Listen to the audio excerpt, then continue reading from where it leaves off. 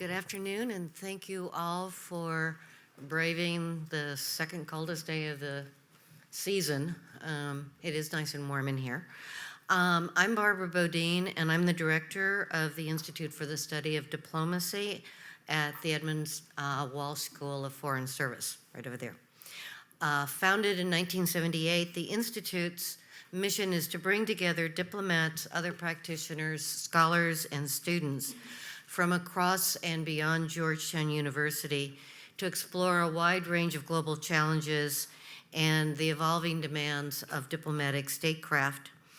The purpose is to better understand the nexus between theory and practice, between the scholar and the practitioner, and to enhance and expand an appreciation of the critical role of diplomacy as a national security tool in both as formulation and implementation. The Institute hosts a number of events and lectures throughout the academic year, including the very prestigious Oscar Iden Lecture in American Foreign Policy and Diplomacy. Begun in 1976, so it actually predates the Institute, these lectures commemorate the late Mr. and Mrs. Iden, who provided the endowment for this series. Oscar Iden was a Walsh School of Foreign Service graduate, 1924. He was practically one of the first. Past speakers in this series include George H.W. Bush, Dr. Anthony Lake, the Honorable Lee Hamilton, Ambassador John Negroponte, General Brent Scowcroft, George Tennant, the late Sandy Berger, and the president of the Wilson Center, the Honorable Jane Harmon, among many others. This year, it is the Institute's pleasure to partner with the Institute of Politics and Public Service at the McCourt School of Public Policy to present a moderated conversation with Mr. Ben Rhodes, the Assistant to the President and National Security Advisor for Strategic Communications and Speechwriting. His topic this afternoon is National Security, Communications, and Politics in a Complex World. Mr. Rhodes oversees all of President Obama's national security, communication, speechwriting, and global engagement. In a sense, he just completed his 8th State of the Union address and is also responsible for many of the president's more memorable domestic and global speeches.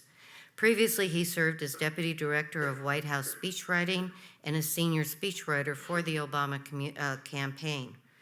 Prior to joining Obama for America, he worked for several years as Special Assistant to Lee Hamilton, a previous Iden Lecture presenter, where he helped draft the Iraq Study Group report and the recommendations of the 9/11 Commission. He is co-author with Lee Hamilton and Tom Kane of Without Precedent, The Inside Story of the 9/11 Commission. A native of New York City and an avid Mets fan, I was told to mention, Ben has a BA from Rice University and an MFA from New York University. He's perhaps best known for channeling President Obama's voice for the public, but he also serves as one of the president's closest and longest-serving advisors. Given his role in the many national security decisions of this administration, we decided this year to present the lecture in an interactive format to allow for greater insight into how national security decision-making works at the White House. A moderated conversation is always far more interesting when the participants have an existing rapport. So 2 of Georgetown's own, who have worked with Mr. Rhodes in different capacities, will moderate today's discussion. Bernadette Meehan is a Dean and Virginia Rusk Fellow at the Institute for the Study of Diplomacy on assignment to Georgetown from the Foreign Service. She most recently served as Special Assistant to the President for National Security Affairs and spokesperson for the National Security Council, where she worked for Mr. Rhodes for 3 years. Prior to the NSC, she served at the State Department as Special Assistant to Secretary Hillary Clinton, at the U.S. Consulate in Dubai, the U.S. Embassy in Baghdad, and the U.S. Embassy in Bogota. In 2007, she was selected as a Colin Powell Fellow which recognizes one of 12 most promising future leaders in the Department of State.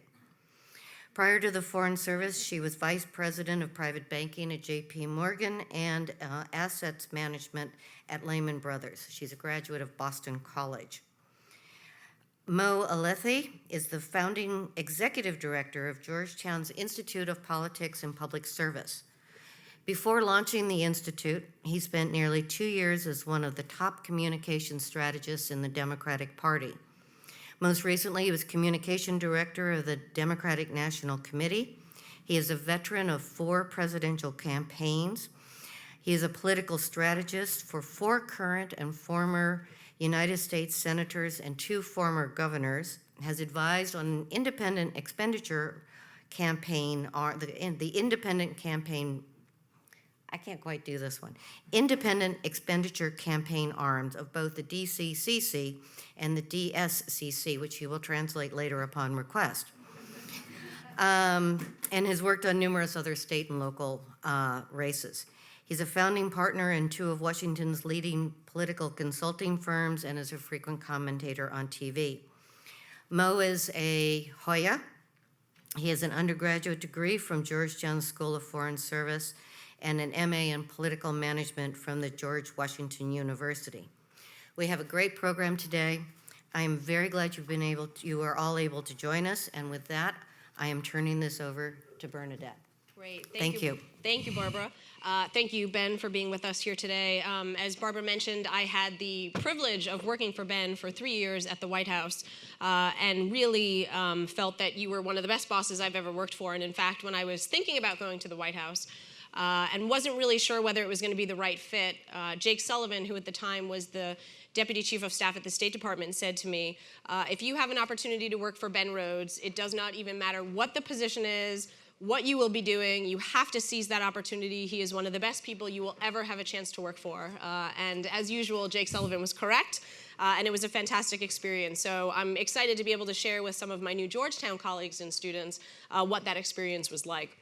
So we thought we would start off with a mix of news of the day, see how it is to channel the president, what your experience has been like. So to start off, if you could walk us through what is your typical day like at the White House, to the extent that there is a typical day at the White House. When you come in, what happens between the time you sit down at your desk and you leave late at night?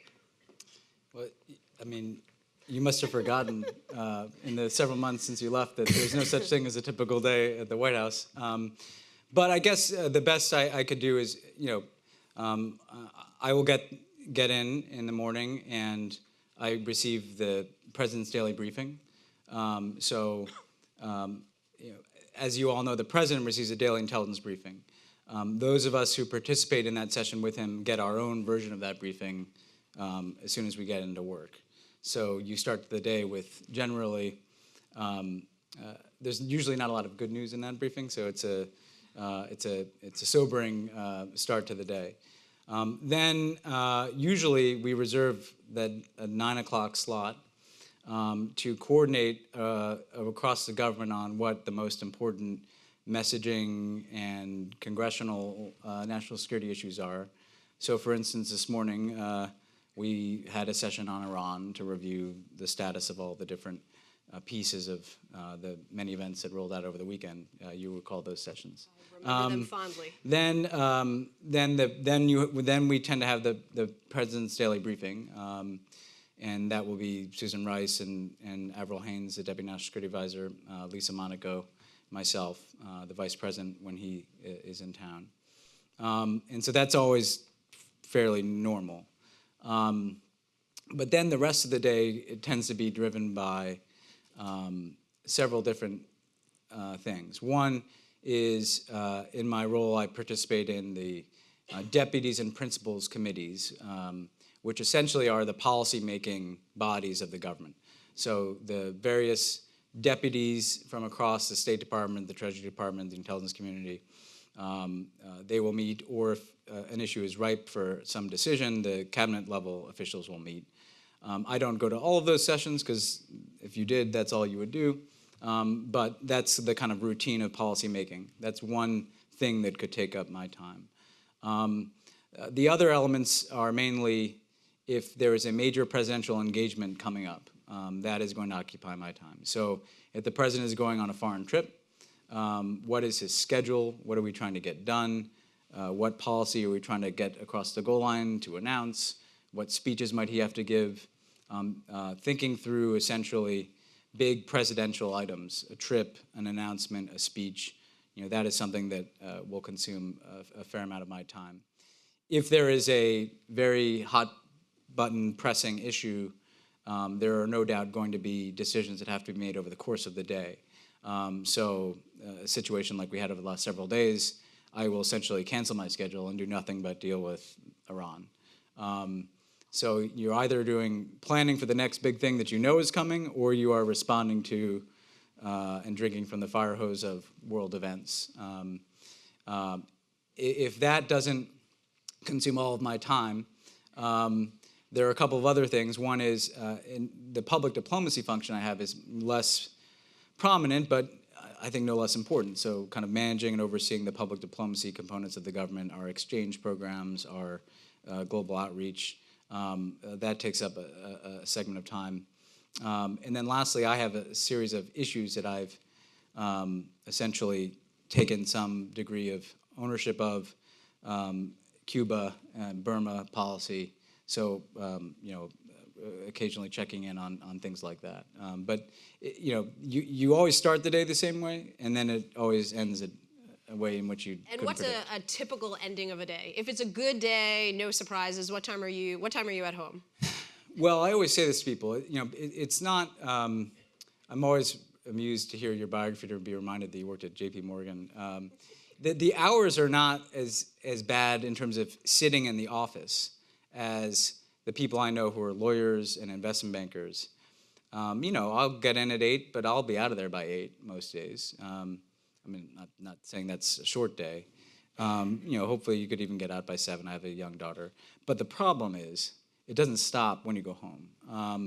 And the challenge in these jobs is not so much the total kind of hours logged at the office. It's that if something happens at 10 o'clock at night, you are expected to be able to deal with that at 10 o'clock at night. If something happens at 2 in the morning, you are expected to deal with it at 2 in the morning. I've long planned to go to New York last weekend for the long weekend. That obviously did not happen. So the more difficult challenge I find in terms of time management and kind of husbanding your own energy is that you're never off. It's like being a doctor or something.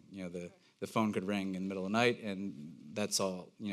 Nobody's going to care that you had to pick your kid up from daycare, or so that's where I think the time pressure comes. And how do you consume information? You talk about in the morning you come in, you get the president's daily brief, you have these initial meetings in the morning, but presumably you're aware of what's going on in the world. Are you a physical newspaper reader? You have an iPad, you're searching Twitter to see what, sort of the Beltway is saying, and how do you maintain that throughout the day? So it's a good question. I consume information in a very distorting and unhealthy way. And I have for 10 years, and Mo can attest to this. The first day I went to work on the Obama campaign, I actually was not, for all the kind of, I'm political, I was a think tank person. I was from the Wilson Center, so I expected to come and write these foreign policy speeches and it, be kind of a thoughtful, inspiring experience. And the first day I got my email account, I had 500 emails in my inbox. And 470 of them were what we would call press clips, that there are media monitors who just are constantly sending the latest iteration of the New York Times story, the Washington Post story, whatever it is. And so you consume information. I used to be a physical newspaper reader, magazine reader, et cetera. But when you're in these jobs, information is fed to you from media monitors who are, just sending volumes of information to you. That has evolved in the course of my time in government. It used to be you'd wake up and, there's a routine to this. Here are the New York Times stories, here are the Washington Post stories, here are the Wall Street Journal stories, here are the Wire stories. Now it's like, here's tweets. And it's a very distorting thing because, a newspaper actually is a helpful filter because you can see what's on the front page of the New York Times. But when you get the front page article from the New York Times emailed to you, and then the next story next thing that might be emailed to you is at Rocketman72 says they're a bunch of idiots on Iran. You have to be you have to assign relative value to what you're consuming, and Twitter has accelerated what was already a news cycle wherein I felt that there was a trap where people were too focused on there was a cable news flare-up, and people are responding to that because they're concerned about it because it's kind of driving the conversation in Washington for a few hours. If that was already a problem, Twitter has just accelerated that, where it's like, oh my God, what are we going to do about this? And on foreign policy in particular, you just can't get the Iran deal would have died 1,000 deaths if we let every negative story or statement shape how we thought about it. So you have to have an ability to consume enough information to know kind of what's going on out there, both in terms of real world events and in terms of Washington conversation. But you also have to know how to shut out enough of that so that you're not going to overreact and get knocked off course. And one of the things that I like about working for this president is he doesn't get knocked off course. It took 7 years to get the Iran deal done. And if he had allowed himself to be buffeted by politics or even certain international events or international criticism, you would not have the Iranian nuclear program rolled back. So speaking about Iran, this is one of the news of the day topics we felt we sort of had to address. We anticipate the audience in the Q&A will have lots of questions about news of the day and things that are going on. But having worked on the Iran deal, obviously closely with you for several years, I, with the rest of the world, watched and personally thought it was fantastic. So congratulations. My question is, we saw two announcements in tandem. Obviously, the fact that there was the implementation day of what you said has been sort of a very long process to get to this point, in tandem with the news that there was the release of these 4 Americans plus a 5th American who left under different circumstances. You have said in the past that a world in which there is a deal with Iran means it's more likely to produce an evolution in Iranian behavior than a world in which there is no deal. But we have also heard the president consistently say that this does not herald a rapprochement or a broader warming of relations with Iran. So the question for you is, now that we have sort of the implementation of the heralded Iran deal, what is implementation day plus 1 week, plus 2 weeks, plus a month, plus a year? What behavior changes would you anticipate out of Tehran, if any? Is it sort of the opposite of what an optimist would think? Do you expect that they will start to push the boundaries because the hardliners need to probe the system? And does this, as a tangent, mean that there is hope for more cooperation in resolving the issues in Syria? And if so, how does that happen? What does the space look like? So I'd just say a few things. I mean, first of all, the nuclear side of this is almost hard to overstate. I mean, in the last 4 months, you had a nuclear program that had been accelerating over many years. In the last 4 months, they disconnected 2/3 of their centrifuges. They put 98% of their stockpile on a ship and just got rid of it. They yanked the calandria out of that reactor and filled it with concrete.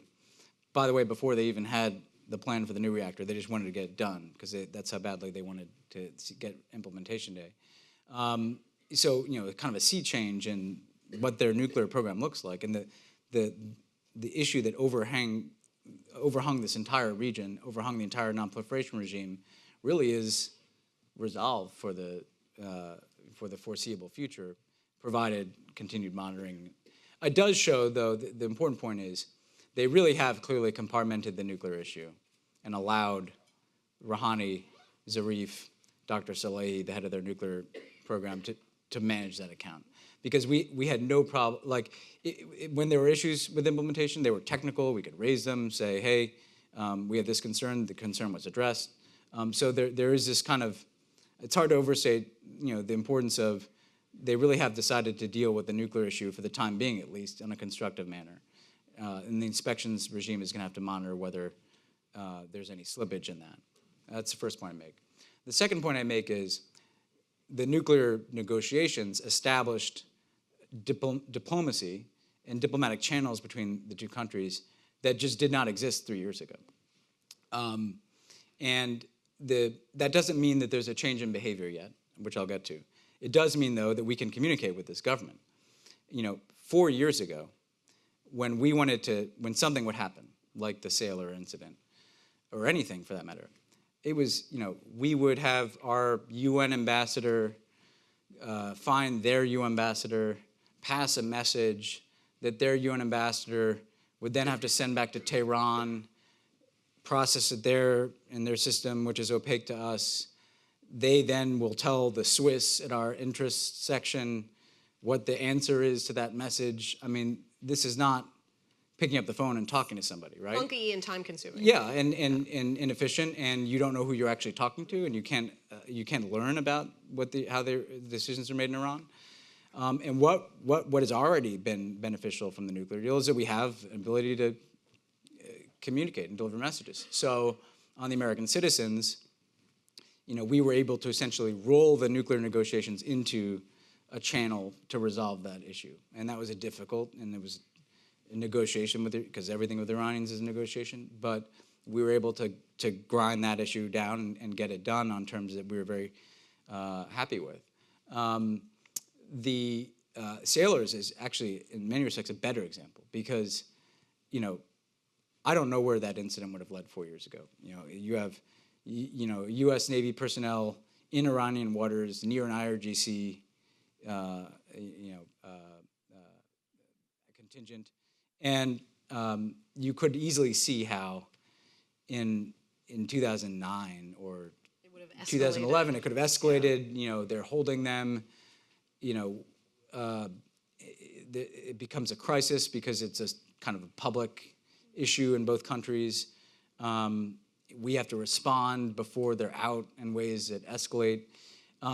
Whereas here, John Kerry called Javad Zarif, and they were released in a few hours. Which is kind of a much healthier, more functional way of resolving issues and avoiding escalation. So the second point I make is that we have the ability to resolve issues. And by the way, there are going to be other issues. There are going to be irritants. There are just going to be things that come up that will benefit from diplomatic communication between the United States and Iran. The third point is the next major test is Syria. I don't know. I mean, there have already been, the Syria talks already look different today than they did 2 years ago, because Iran is at the table in them, and they weren't 2 years ago. So you already have a situation where you actually have the right countries in the Vienna process, in that you have Iran and Russia along with the United States, Saudi Arabia, Turkey, Qatar, and others from the region. So you have the right mix of players, you have the right template and timeline for resolving the issue, and you have the major sticking point of Assad. And we'll have to see whether Iran's position on that evolves in a more constructive fashion, or frankly, you'll have to see if Iran's decision-making evolves, because our sense has not been that the foreign ministry is the lead actor in Iran's Syria policy. So that bears watching. So that's a test, not the only test, because like I said, there'll be other issues. The last thing is internal, how will Iran evolve? And that we don't know. But we'll learn a lot with their modules elections that are coming up next month. So they have a very important set of elections. They'll be choosing a new modules. Clearly, that will be a test as to whether or not, one, can the more reform-oriented people even field a slate of candidates? Two, does the election go off in a way that is reasonably fair? And three, who wins? And so I think you will see what that says. I mean, no question there will continue to be pushback from hardliners in the Iranian system who don't want there to be rapprochement with the West in general. Forget even the United States. But you also see within Iran, like, just an enormous well of support for moving in a different direction, and how those two things sort themselves out. Our judgment in the nuclear deal is that ultimately there was such public support for making the deal that even though the hardliners opposed it, they could not ignore that public support. And do you think that there is enough substance there that this change becomes institutionalized, or is this a John Kerry, Javad Zarif, and depending on what happens with our election, depending on what happens with the Majlis elections in Iran, that this has, the potential to sort of backslide? Are we still sort of on such tenuous footing that there's no way to tell whether this is enshrined I think in a way that we make I think that we progress? don't know yet, and I think the reason why is it goes in both directions. On the Iranian side, look, we didn't make this progress when Ahmadinejad was the president. So look at how much the Iranian approach to negotiation changed under Rouhani and Zarif. That shows you that it could go back the other direction, right? We don't know who the next president of the United States is going to be either. What we do know, though, is that we've demonstrated to skeptical audiences in both countries that there can be mutually successful outcomes. Look, the nuclear deal was a very good deal for us because it resolves our biggest proliferation concern. It rolls back their nuclear program and avoids a war. It's a good deal for them in the sense that they are going to get relief from sanctions that were crippling their economy. And so it does demonstrate that, through very difficult diplomacy, we can find outcomes that are acceptable on both sides. I think so there's a question as to whether or not both systems can sustain that momentum and find other issues to direct that type of effort towards. The second, and just briefly, is how does Iran respond to the increased engagement with the rest of the world? Does the sanctions relief and the greater interconnectivity that's going to bring to the Iranian people, does that serve as a kind of a moderating impulse in Iranian society in the sense that students and middle-class Iranians who are more inclined to be less radical and less hostile to the United States and Israel and other countries, are they empowered in a way that has an evolutionary effect on Iranian society? That will play out over a longer period. That's a wait and see over a longer period of time. Yeah. Okay. Another sort of recent event that makes for a non-typical day at the White House, obviously, is the State of the Union. So you're used to this after 8 years. As Barbara mentioned, I think Dan Pfeiffer was tweeting out, you are one of the few people in history who has had a role probably in 8 State of the Unions.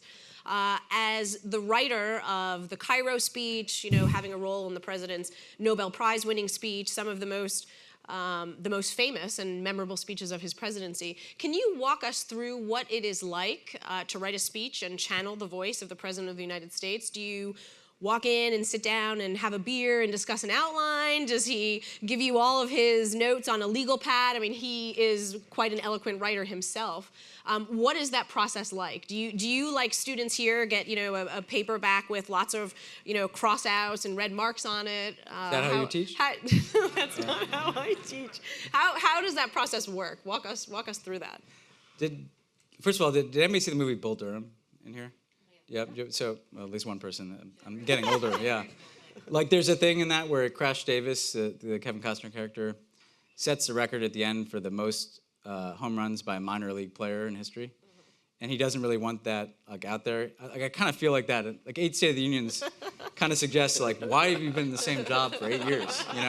Well, that's another question. But anyway, no, it's one of the reasons why I've been in the same job for 8 years is it's actually a very interesting process to work with the president on speeches.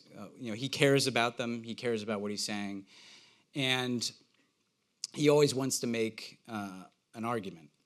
The very shorthand way in which a speech goes is I will sit down with him at the beginning, and he will essentially just kind of talk for up to an hour about what does he want to achieve. And sometimes he'll be very specific, and he'll even kind of, here's the outline of the argument I want to make.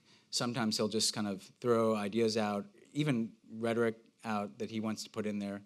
And you get this kind of burst of input from him that you then take and go alone in your quiet space and write. Where's the quiet space? Are you like at Starbucks with your iPod? You kind of are. I mean, it's at a library. There's actually a library that is buried in like the 5th floor of the executive office building that nobody ever goes to. That I think is one of the nicest, most quiet places where nobody can find you.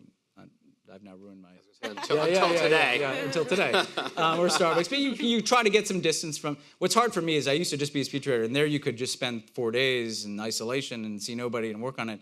Now I am running back and forth to my other job. But But you write something, and then you enter this process where you send it around to everybody who needs to see it, the policy advisors, White House staff. Then you're in this kind of interesting, moment where you're kind of a goalkeeper, and what edits can get past the goalie. And the main thing there is you have to make some changes, but you don't want to make so many that it starts sounding less like the president, more like kind of a summation of legal, the output of a white paper, instead of speech. And then it goes back to the president, and he will sometimes just completely rewrite it himself and come back and say, it's a bad try when you walk in, he says, I think we need to make some structural changes. That's always like the code word for like, you really did not do a very good job with this draft.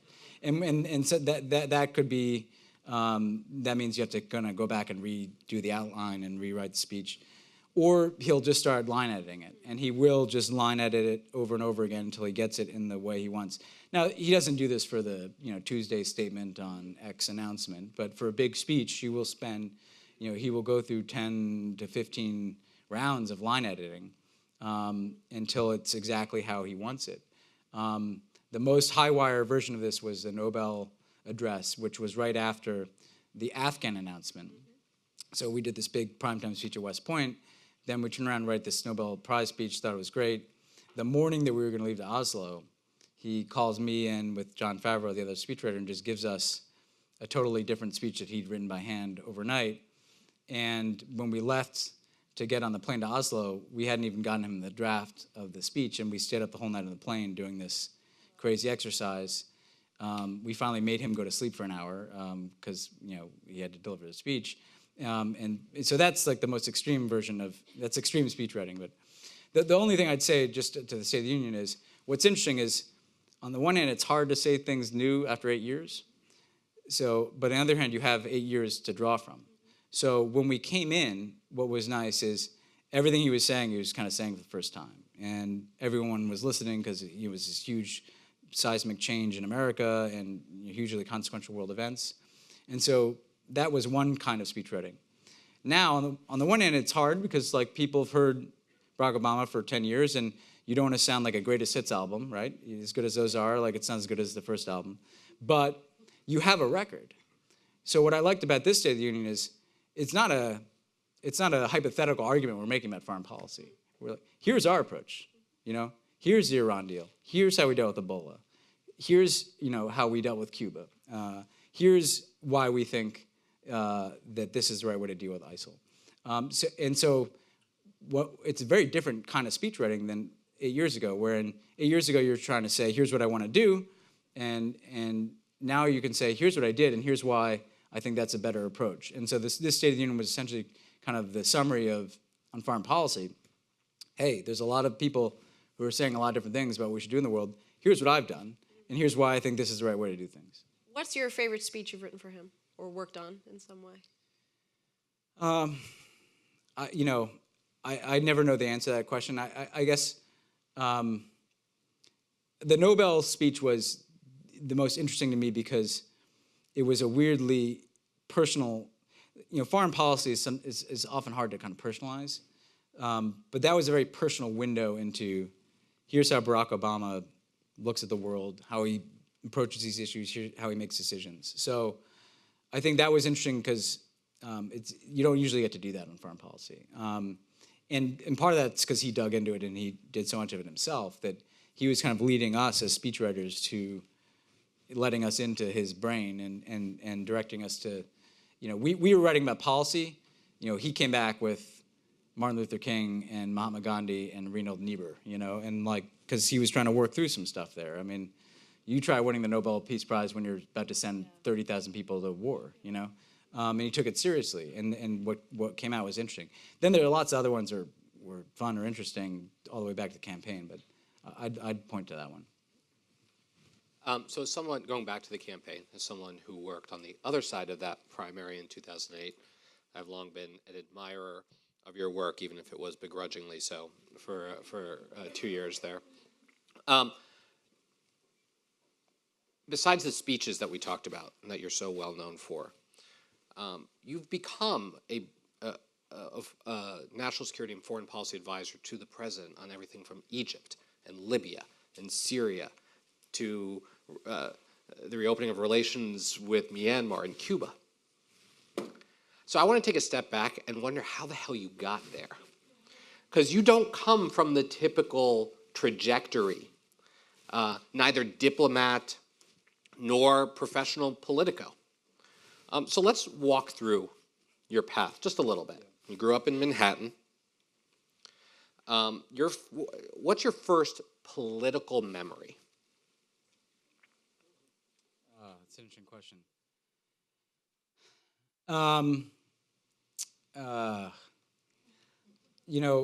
What was interesting is my first political memory was of personalities, and the two were Ed Koch.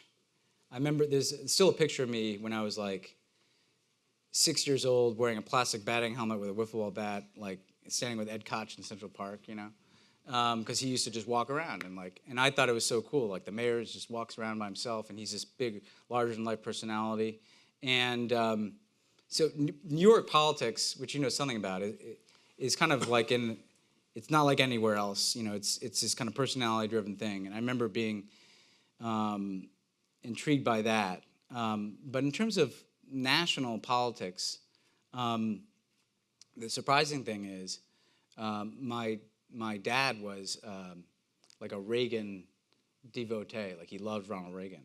And I actually remember him like being totally fired up about this 1984 election. And that was the first time I was kind of old enough to process. There was a presidential election going on. And he was, but the point is that Ed Koch and Ronald Reagan were both like just big figures. I didn't even know anything about what they thought about things. They were just they occupied, as someone who kind of grew up in the 80s, they occupied a lot of my psychic space, because they were just such like larger-than-life personalities. And so my introduction was via personality rather than like, party affiliation. You wanted to be a writer, right? A fiction writer. I mean, I guess you are a writer, but you were going to go a different path. Right? Don't be like the right-wing trolls here. So you still do fiction, right? So you were going to go in a different path, but you landed a gig one summer when you came home from college, working for Rudy Giuliani, right? Well, that was different. So that was before I even wanted to be a fiction writer. And the thing there was, I loved New York politics. I kind of, I thought it was interesting. And that I was kind of a freshman in college, and I needed a summer job, and that was his re-election campaign. And back then it seems almost impossible now, right? How did this guy work for Rudy Giuliani and I'm working for Barack Obama? But Giuliani back then, he was conservative in the New York sense, but I mean the New York sense is pretty liberal. So it didn't. I wasn't particularly ideological either way at the time. It was a fascinating job because I got to go all over New York and every neighborhood. And what did you do for the campaign? I worked in the press office, so I started doing press clips, and now I sound old. Like literally, I had to like cut out, like you remember that, right? And like glue sticks, and New York Newsday and the Post and the Daily News. I mean, very different. That's where I started. And then I did a little bit of everything, whatever I ended up working directly for the spokesperson, Sonny Mandel, who's like a real New York character. And I do everything from like go to a Ruth Messenger event to see, what she's saying, to, going down to, videotape some union endorsement of Giuliani in Staten Island or something, So I was basically the young kid that the communications director liked, who did all that stuff. And that was a remarkable education. Now, what ironically ended up happening is I finished my college degree. I go into get an MFA at NYU in fiction writing.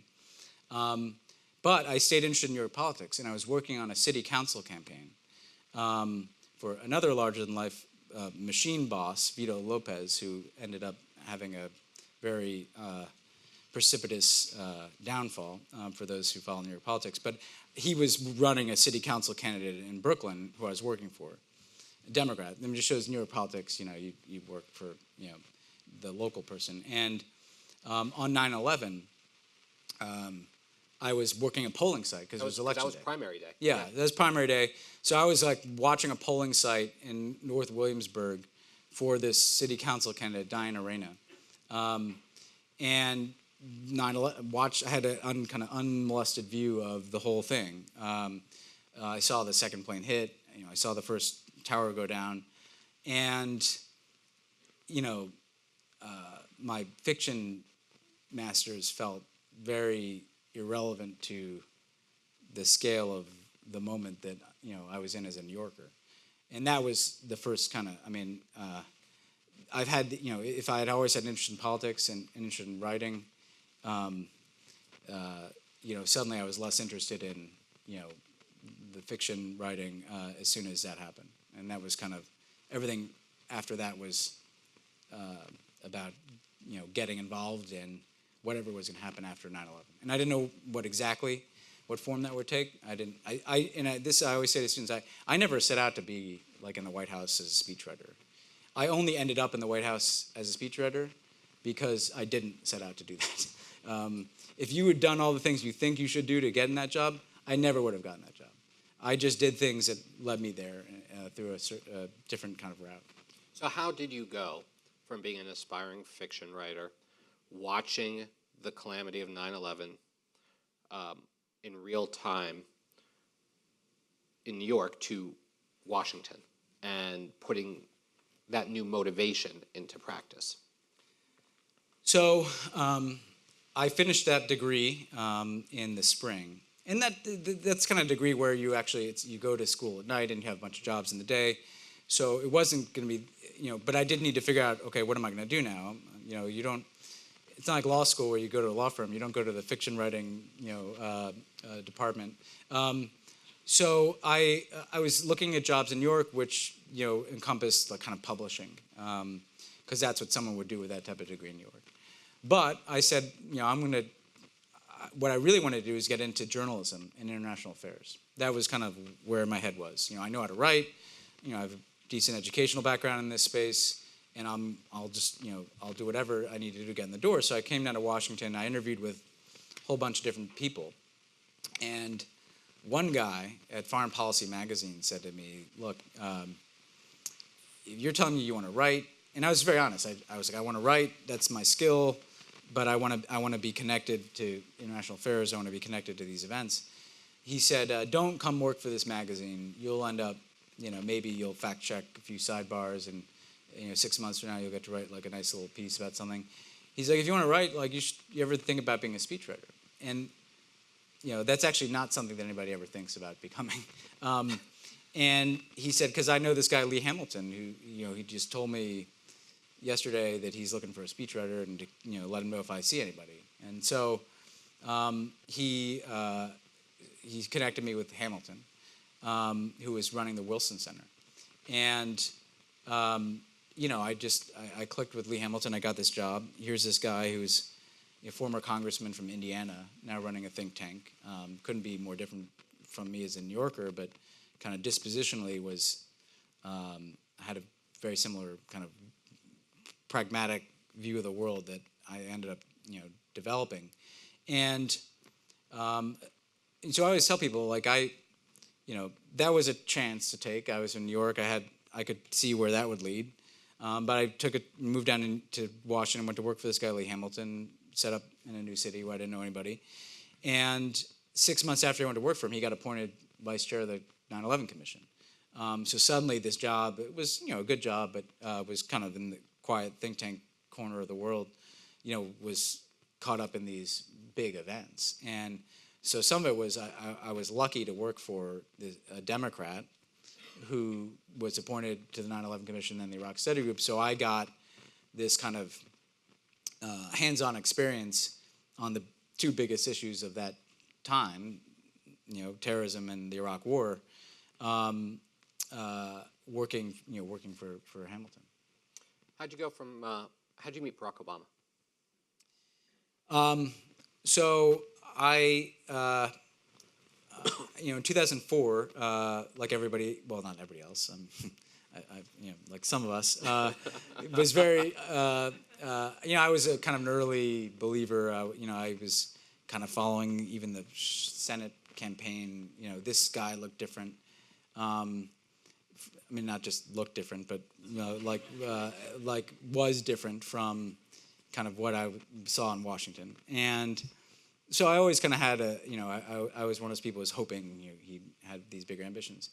The one thing that was frustrating about working for the 9/11 Commission, the Iraq Study Group, on the one hand, it was great to see these statesmen come together and find common ground and chart a new way.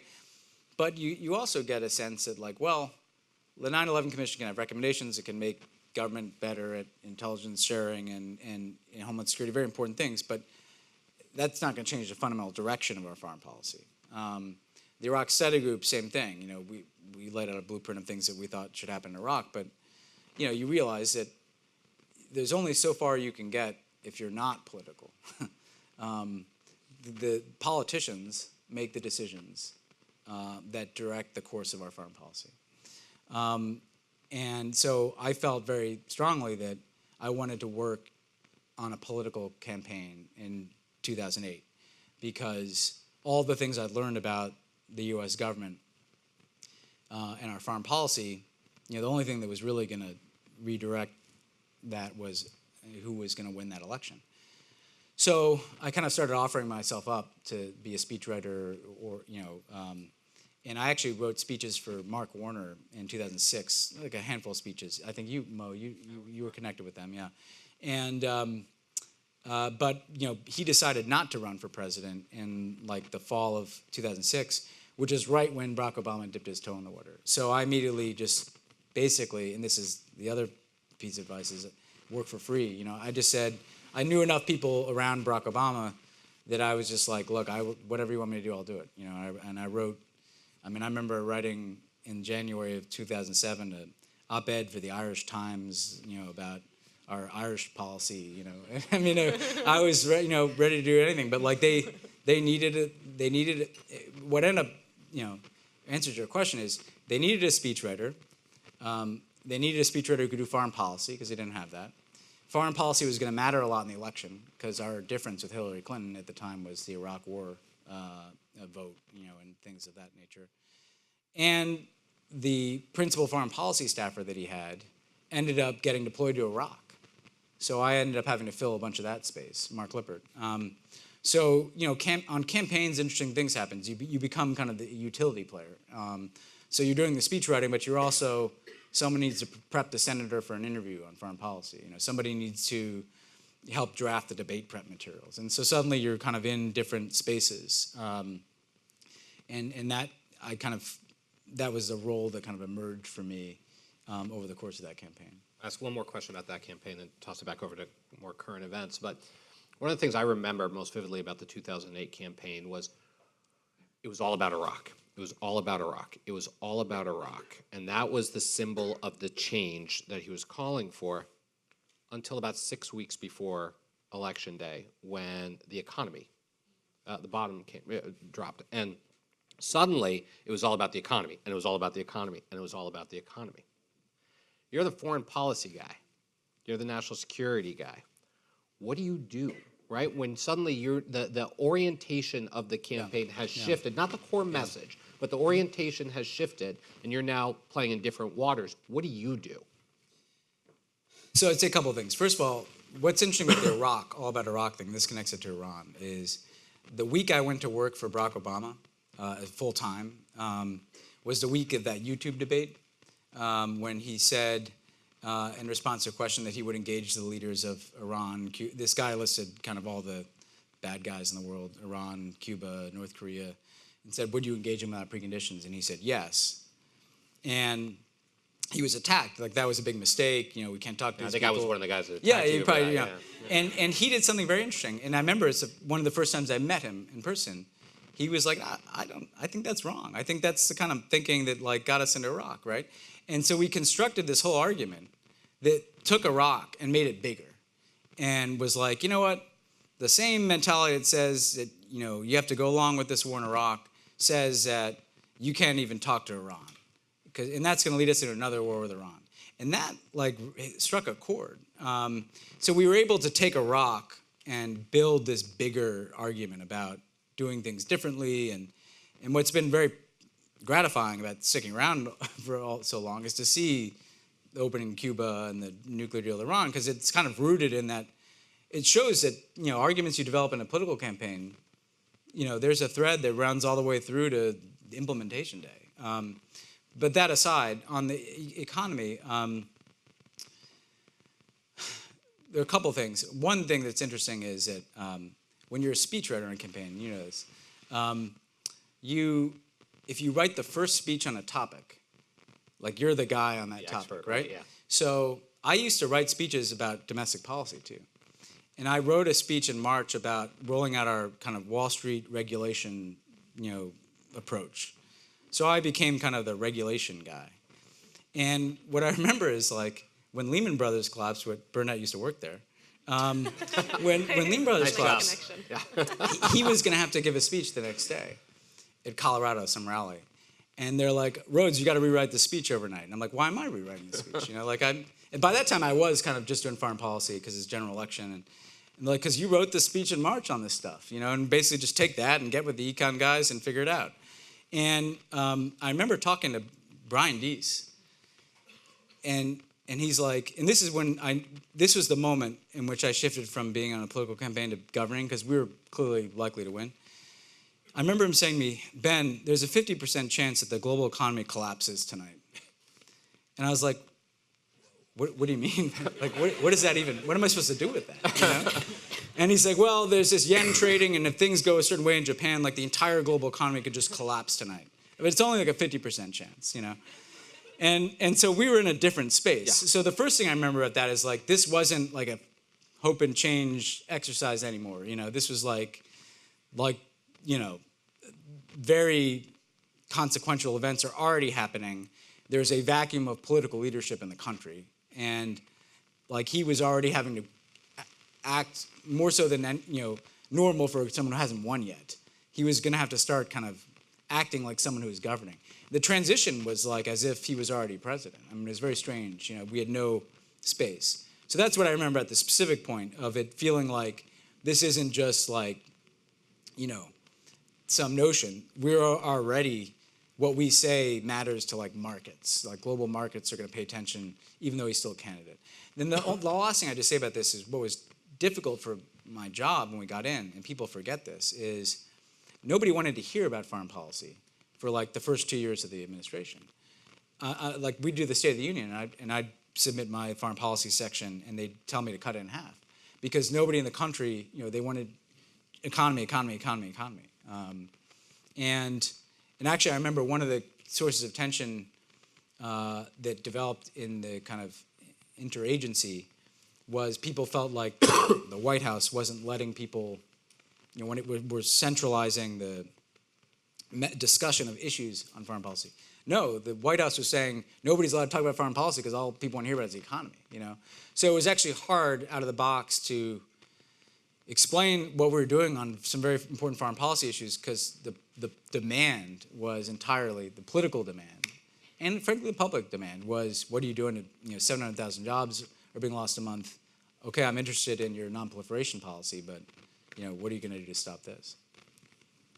I think we'll go ahead and open it up to questions, and then we'll come back for just a couple closing questions before we wrap up. So if folks have questions, if you just want to sort of step up to the microphone here, and I know there must be questions in a group like this, so feel free to just step up and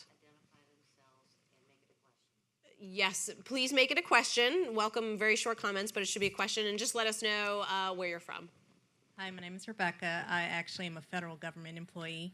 And my question is, do you think you'll ever run for office? Oh, God. No. No. I mean,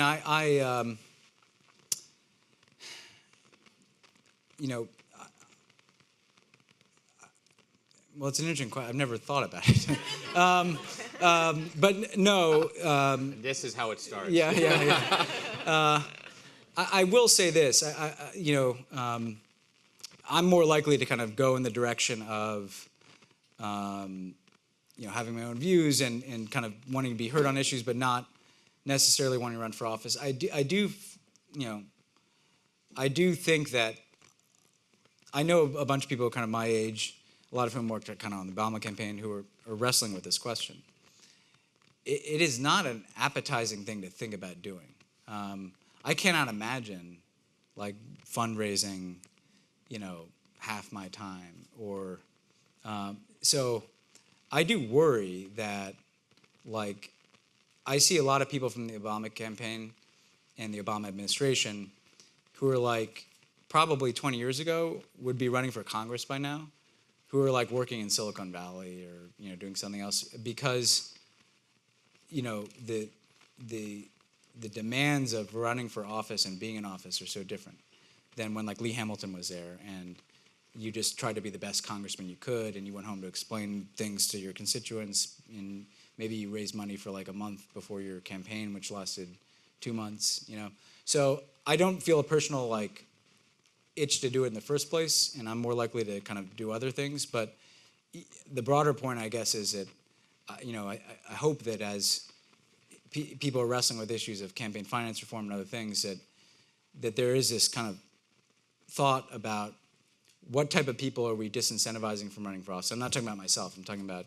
just kind of people of my generation, and what kind of people are we incentivizing to run for office? And because we should. I worry that there are people who, when Mo got into this line of work, people who would have run for Congress then who are looking at the fundraising demands and the permanent campaign demands and the political climate in Washington and are turned off of it. Thanks. Hi, Ben. My name's Laura Jakes. I'm an editor at Foreign Policy Magazine. I know you, Laura. I sort of wonder what life would look like for both of us if we'd taken that fact-checking job. It was at Foreign Policy Magazine. I know. Yeah. That's why I wonder. As we talk about the extent that you channel Obama, I wonder if you can talk a little bit about to the extent that the president channels you. That is, what specific examples, if any, that you feel like you've had a lot of impact on shaping policy in this administration? And also, just very quickly, do you think you will work for another administration or another presidency in the future? Thank you. It was on the second question. I don't plan to. I'm not. I think I'll be getting some more distance. After 8 years in this kind of intense environment, in this kind of intense collaboration with this president, I would never say never, of course, and I won't comment on who I think the next president will be, but it's not something that I'm like. It's not something I'm seeking to do. On the first question, I think that in terms of viewpoints on issues, for so long my job has been to essentially try to figure out what is the president going to think about this, how is he going to talk about it, how is he going to want to approach it, are we kind of doing what he wants us to do. Our worldviews are very similar, and I'm very comfortable in that space. I rarely find myself, in some profound difference from him. Where there are issues that fall in the category that you ask about, I think sometimes it's getting his attention on an issue. And the most obvious one for me is Myanmar. I became very interested in this policy because I saw it as a potential opening to do something affirmative. And part of the reason is so much of what you end up doing in the White House can be just managing crises or responding to difficult circumstances. So when Jake Sullivan and Kurt Campbell came to see me in 2011 and described where they were in the policy review on Burma and described what they were hearing from Aung San Suu Kyi and other people in Burma and said that, boy, if the president could get involved in this, we think we could really kind of blow through an opening and have an opportunity to help, fundamentally support change in this country. It was appealing in part because it was affirmative, and like not everything you do every day in these jobs is affirmative. And so ever since then, part of my role has been, would the president normally come to work and have Burma on the brain? Not necessarily, But, when I saw we were going to Cambodia, well, there's a perfect opportunity to go to Burma. We're gonna be right there, and let's get you, let's, then he could see for himself what was happening. His visit itself could generate some momentum.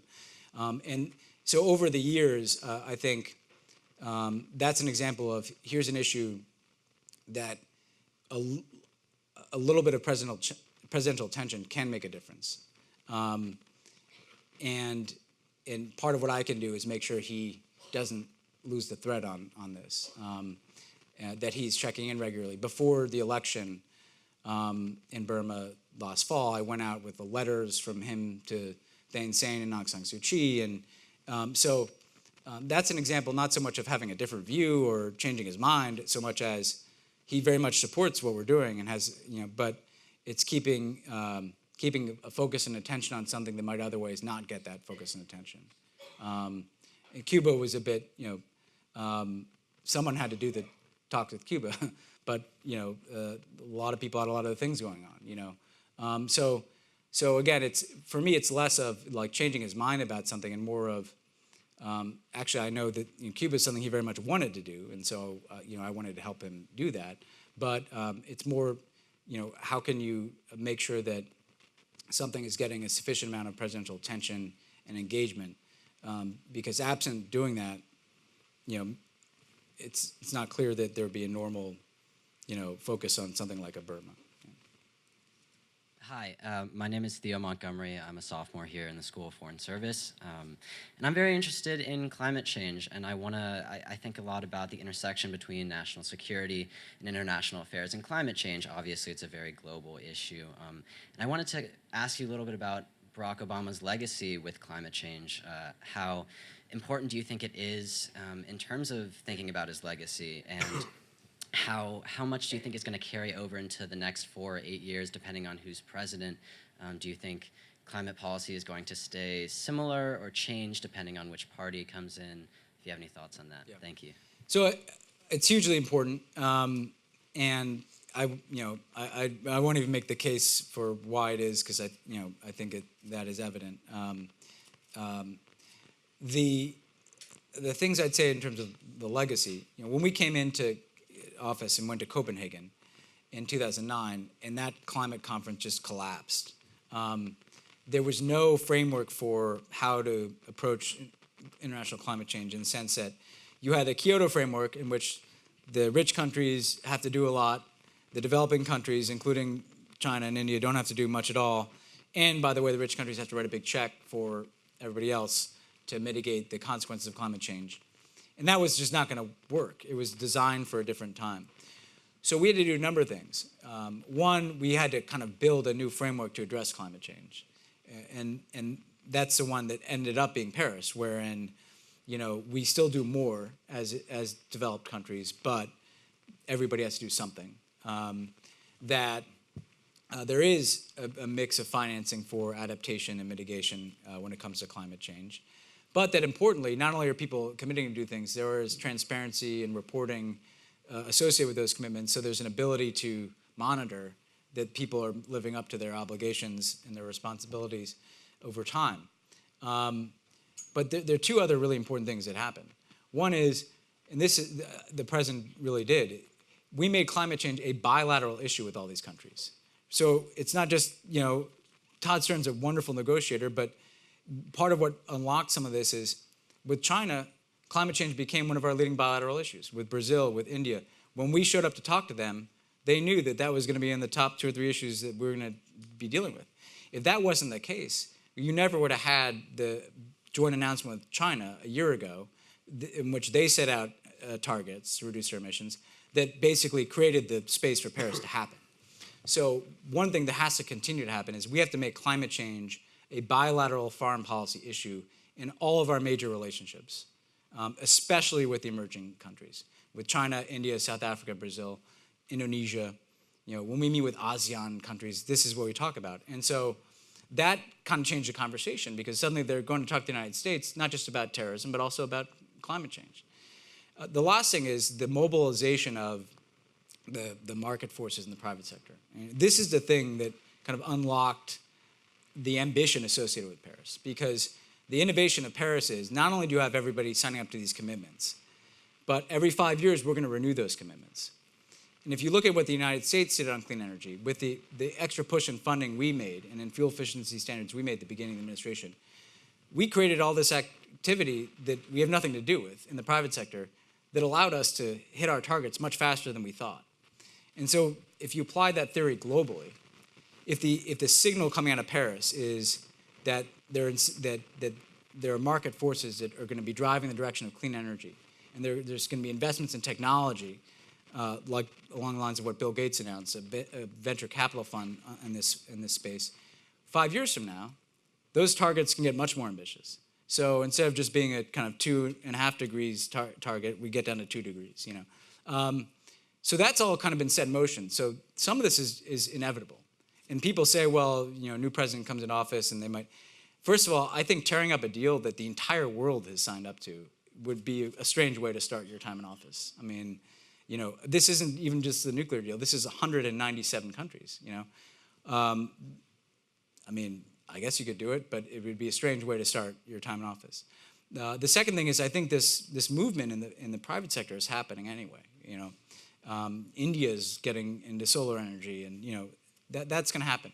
But this prioritization in our relations with other countries, that does entirely depend on who the president is. And if we take our foot off the gas, it's not like all these countries wanted to do. These were hard things for some of these countries to do. India, Brazil. If we take our foot off the gas, instead of 5 years from now upping the ambition from Paris, I think you might see kind of a lagging in the ambition. The United States has to, because the whole goal of Paris is each 5 years we're getting more and more ambitious, and that's the only way to mitigate the worst effects. And so whoever the next president is going to have a huge amount to say about whether Paris is just kind of another well-meaning effort that kind of barely crosses the lowest threshold, or whether it is this kind of constantly elevating degree of ambition.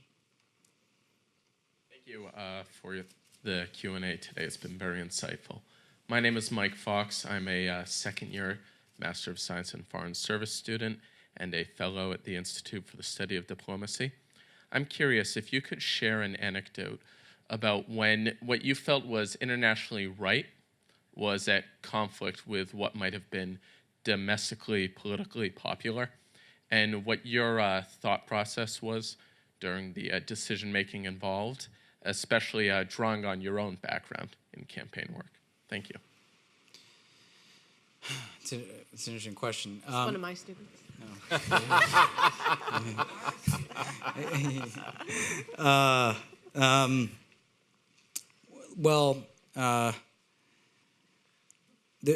One example that is maybe not as black and white is Iran, in the sense that there is a momentum to politics in which in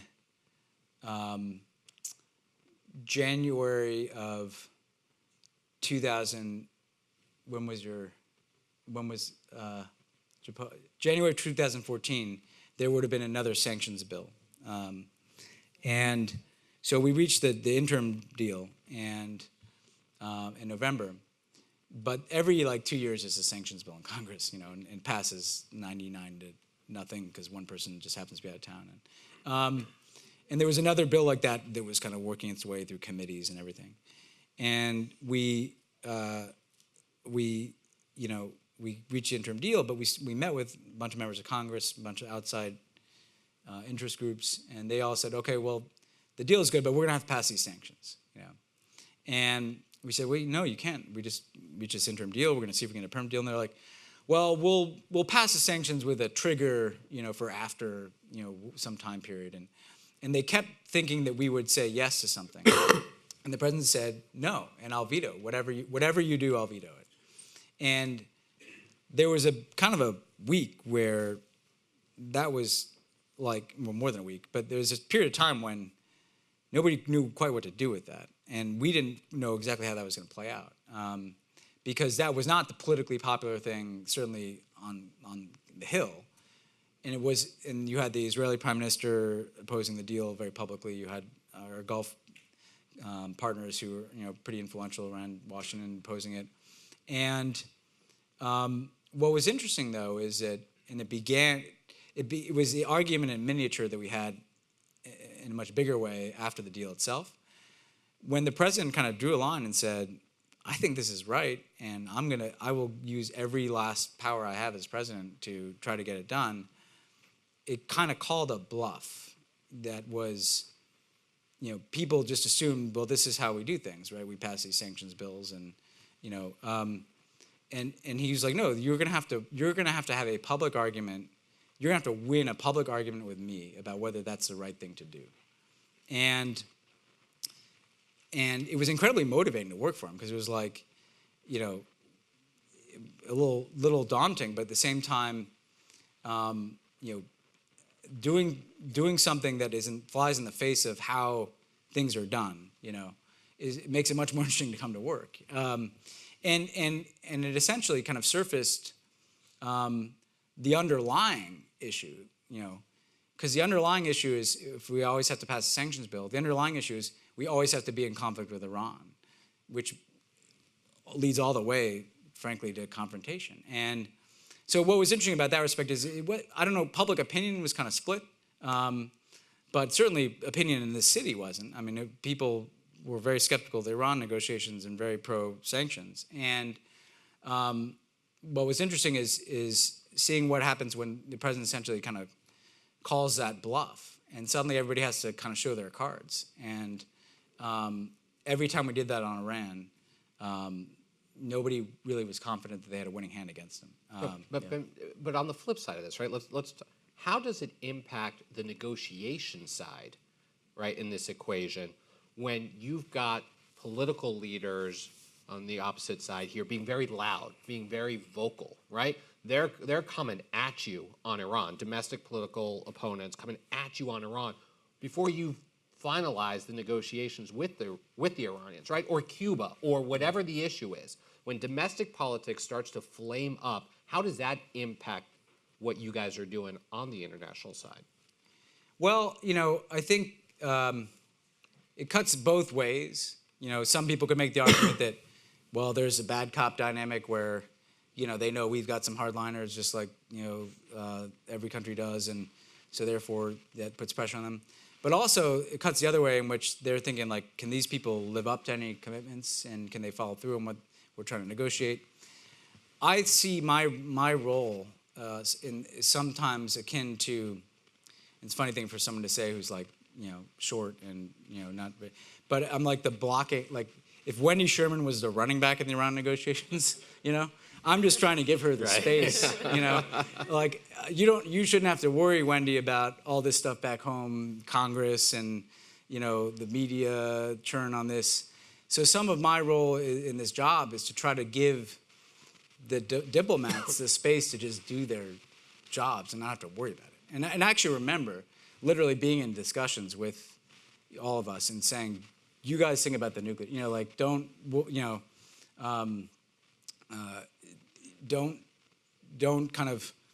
don't be negotiating with Congress at the same time that you're negotiating, with the P5+1, we'll be thinking all that through, and because the risk is that they don't feel the freedom to actually get the deal done because they have 500 voices in their heads.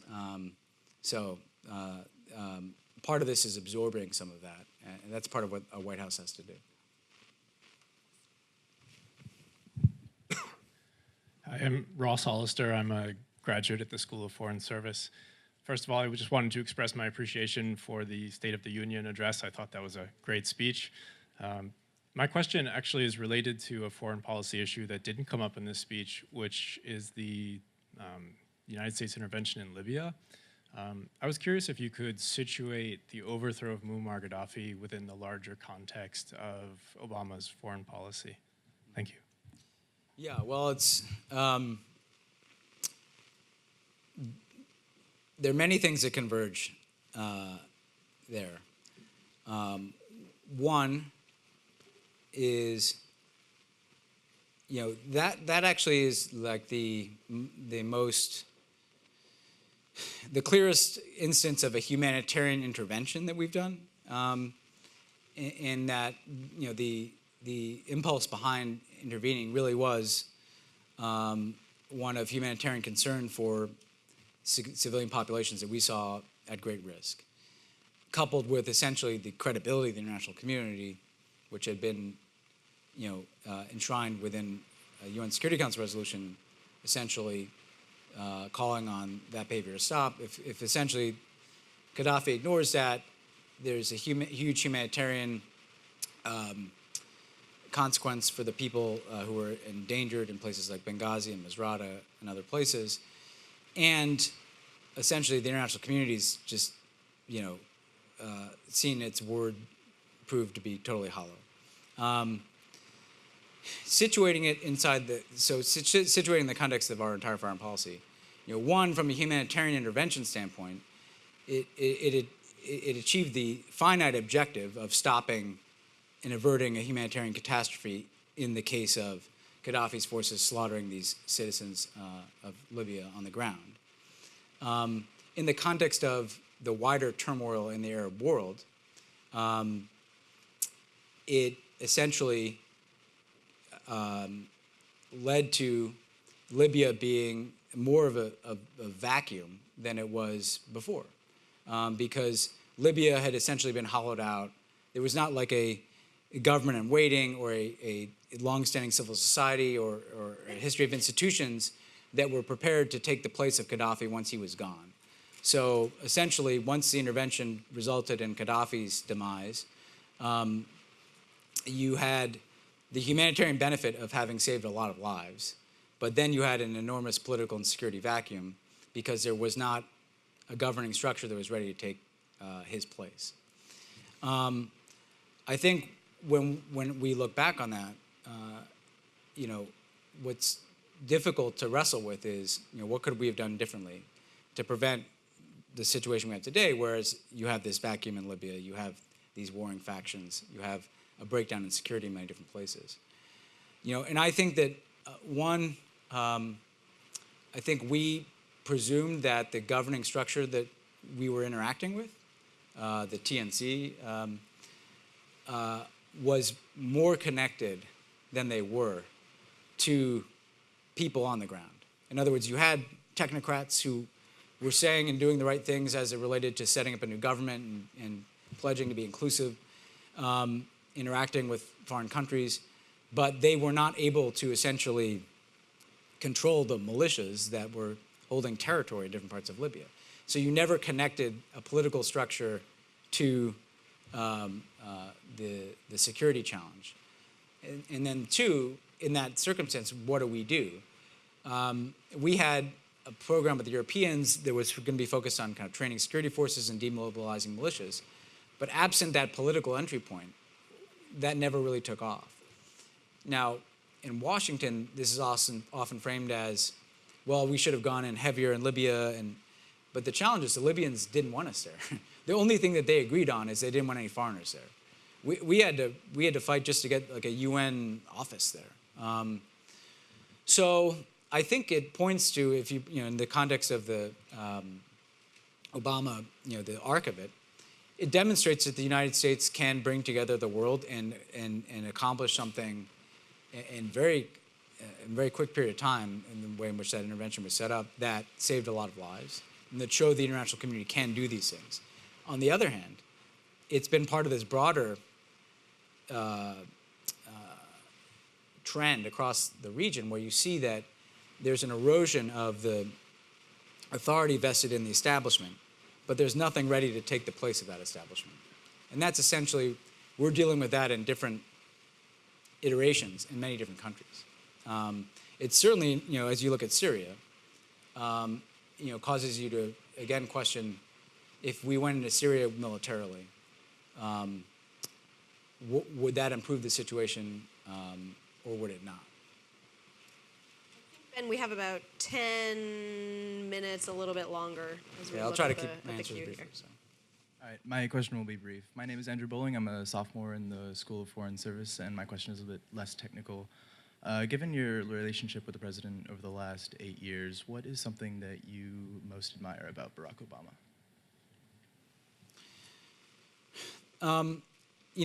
I think what I most admire is he's willing to take risks. It's a version of things I've said a couple times, but I remember I was talking to him after the first meeting he had with Raul Castro in Panama.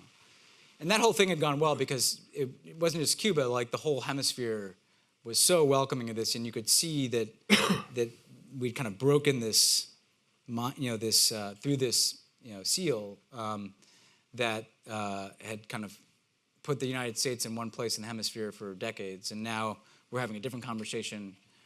And he said something along the line. He was very generous. He's always very generous to his staff, and thanking us for you guys should be proud of this. And I said to him, I said, look, anybody could.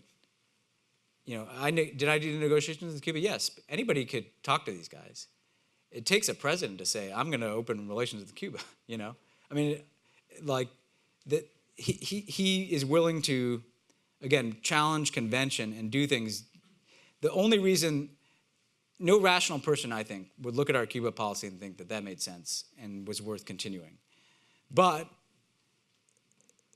you just don't do that. You don't change. That's the third rail. You don't touch Cuba policy because that's always been that way. And there's some people who will be really mad if you do that. And time and again, he's been willing on it's true on other issues, but just on foreign policy. The things that we've done or many of the things that we've done that I'm most proud of are things where he's been willing to take a risk that flew in the face of the kind of conventional political approach in Washington. You don't do a nuclear deal with Iran. You just keep ratcheting up the sanctions until what? You don't open to Cuba. You wait until the Castros die, and then what? You certainly don't, in the course of one weekend, kind of have all this transaction with the Iranian government.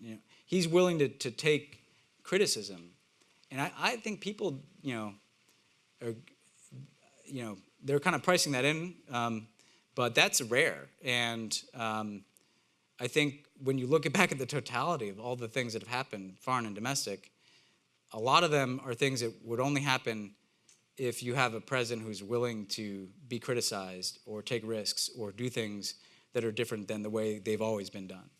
And that's what I most admire. Thank you.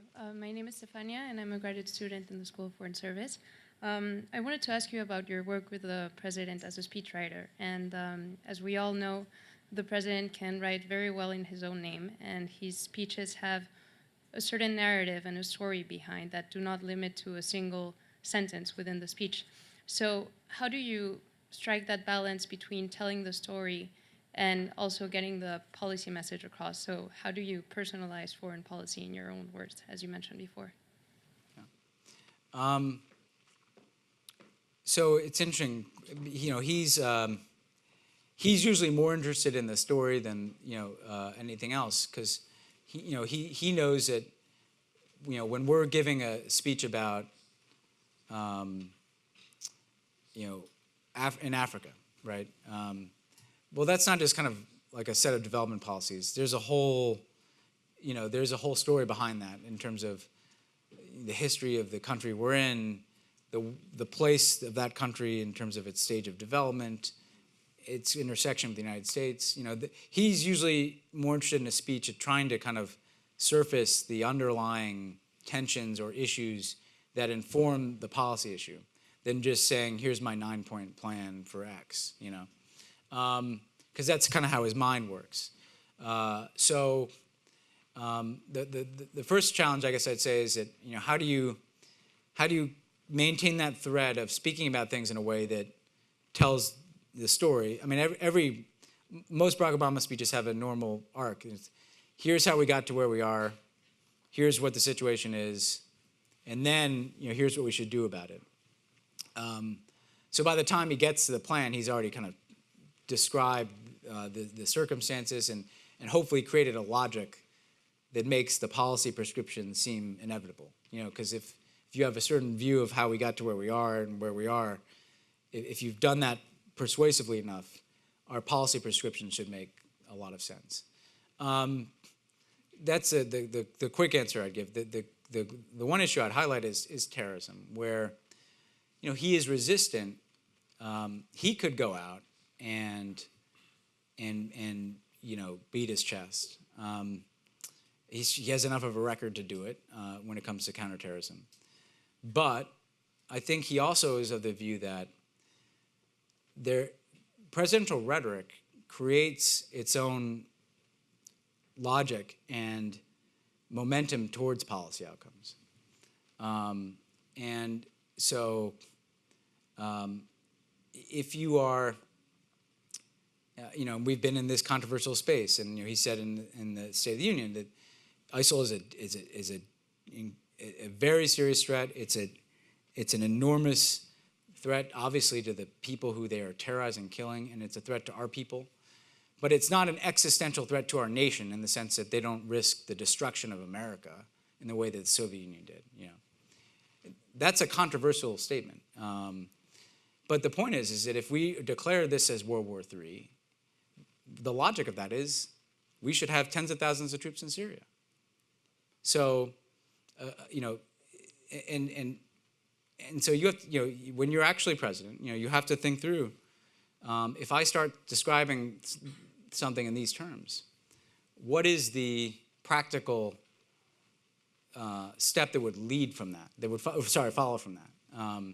And so that's I think a very that's a balance that he aims to strike, and it can be challenging to at the same time make sure that you are effectively describing what is the biggest threat to the United States of America, but not doing so in a way that creates a logic that extends beyond what we think the right response is. And again, the rhetoric of World War III and the threat to the existence of the United States, he believes enough in the power of language to think that if we're describing it that way, then we would be doing something differently than we're doing in response.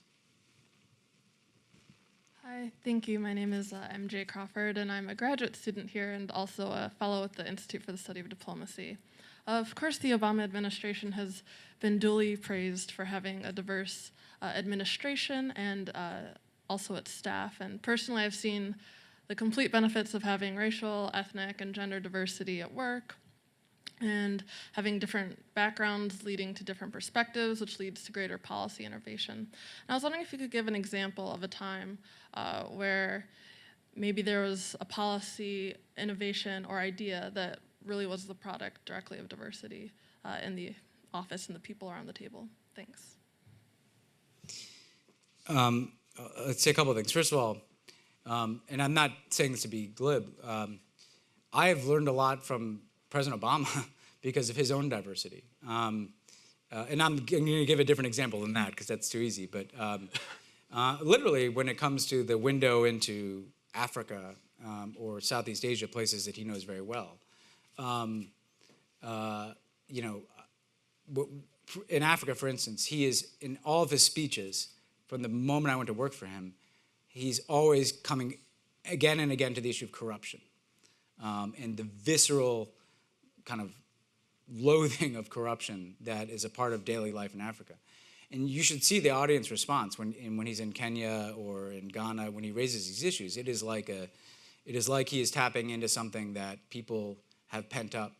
And so I've kind of that's an example of the president kind of leading me to understand something that I wouldn't have otherwise understood because of his own diversity. in the administration itself, you know, I think that I have a number of Muslim American colleagues, and one of the things that you know, I think any of us hear from Muslim American friends or colleagues is when the only context in which we're talking to people is security, that in a way you're diminishing the community to just being a security concern.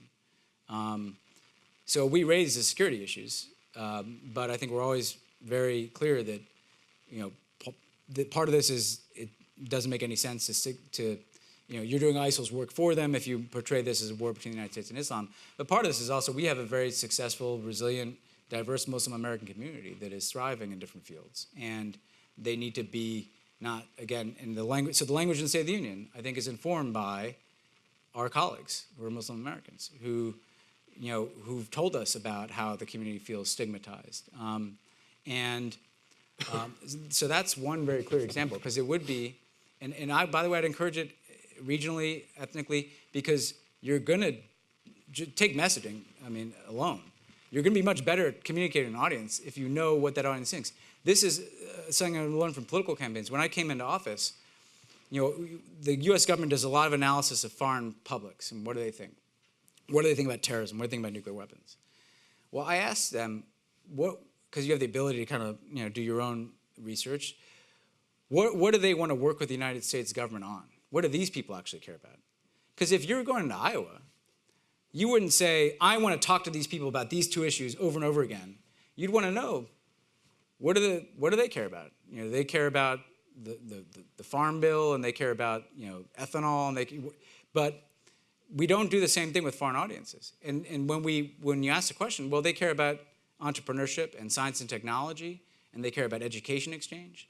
And so we developed a whole bunch of programs in our public diplomacy programming that is rooted in entrepreneurship and outreach to young people and science and technological exchange, because it gives us a place and a way to have a conversation with people and to build networks with people that goes beyond just simply talking to them about nuclear proliferation and terrorism, which we have to talk about because we're the United States of America.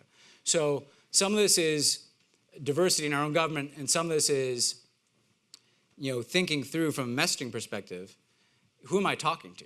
And how are they looking at the United States, and what are they interested in doing with us?